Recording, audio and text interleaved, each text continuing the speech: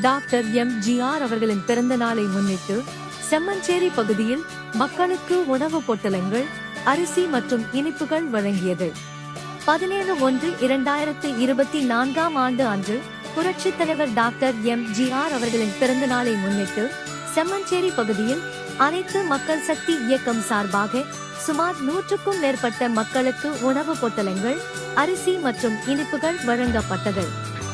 இயக்கத்தின் தலைவர் டாக்டர் கலைமகன் எஸ். வெங்கடேசன் அவர்களின் தலைமையிலும் திருமதி லட்சுமி அவர்களின் முன்னிலையிலும் நடைபெற்ற இந்நிகழ்ச்சியில் இயக்கத்தின் பொறுப்பாளர்களும் உறுப்பினர்களும் கலந்து கொண்டு சிறப்பித்தனர்.